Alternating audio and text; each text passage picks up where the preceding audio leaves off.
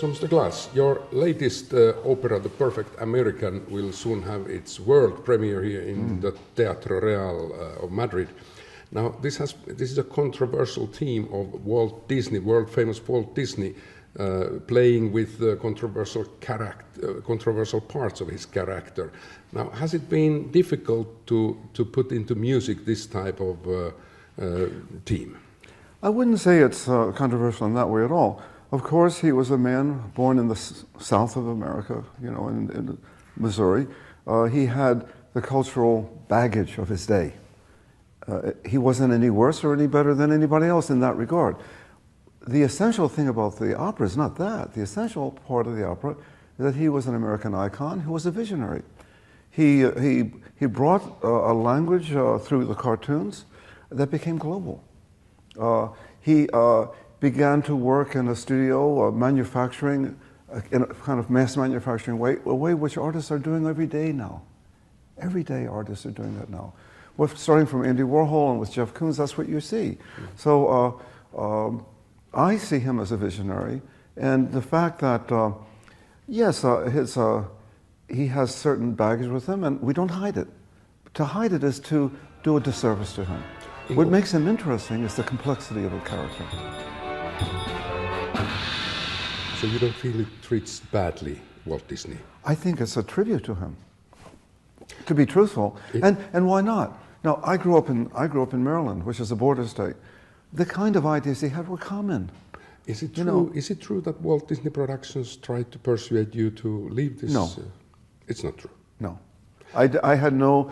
They asked me at one point if they could see the libretto, but to be fair to everybody, it wasn't developed to the point where I could show it to anybody. I didn't want to limit myself by showing a half-finished piece. So I declined to do that, but I said I would do it, and it's just that by the time we got finished the libretto, we were doing the opera. So at that point, please come and see it. It's the best way to do it. Fine. Now, here's the other thing. This is not a documentary. An opera is a form of poetry. It tells a story in a kind of a, how you say, allegorical way. On the other hand, there's nothing in the operas that's not truthful. Do you think it affects it somehow, the result, that it's now become a project of European opera houses? Let's put it this way. This house in Madrid, I worked here 15 years ago with a piece with Bob Wilson called Cuadro Blanco, White Raven.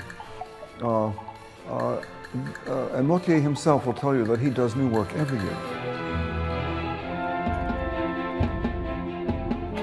But in this regard, I would say it was probably easier to do it here because it's a young orchestra. This orchestra reminds me of the LA Orchestra. I knew that orchestra very well. It's young people. The older ones worked in the other opera of mine, so they know me. The musicians and the singers have been extremely supportive. Mm-hmm. They like the work and they give a lot to it. This is your 24th opera, I understand. Are you counting? Well, I read it somewhere. It's probably true. Yes. It's probably true. Well, we can see that you are still going very strong. So is there going to be a 25th? This year I did 2 operas, but I did that once before in 1984. I did 2 operas. I did Akhenaten and the Civil Wars in the same year. So there is a new opera. There's another opera coming in April in Linz, Austria, for the opening of the new opera house there. To do 2 operas in a year, let me tell you, it's like running 2 marathons in a row. It's a little bit like that. It's hard to do, but I've been inspired by both of the operas and the subject matter. Well, I understand that you are also planning to go to visit Finland this year. I am. It'll be my first visit. I've been to. I played in Bergen last year. I've been in Sweden. I played a number of times in Denmark, which we count in the general cultural area. I haven't been to Finland, and that's a famous place.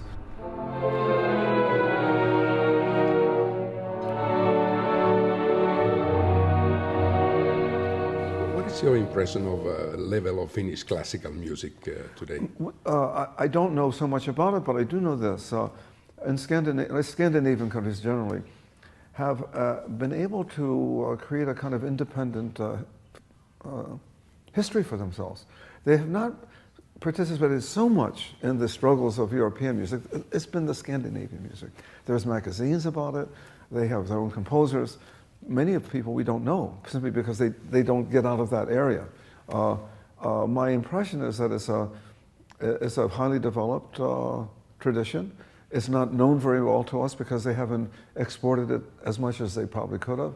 If you ask somebody about Scandinavia, they'll say Sibelius. I mean, it's a little bit behind the times, I think. But this is, in recent years now, I've been visiting a little bit more, so I think maybe there's a kind of a thaw, a kind of relationship developing with the rest, which is going to be good.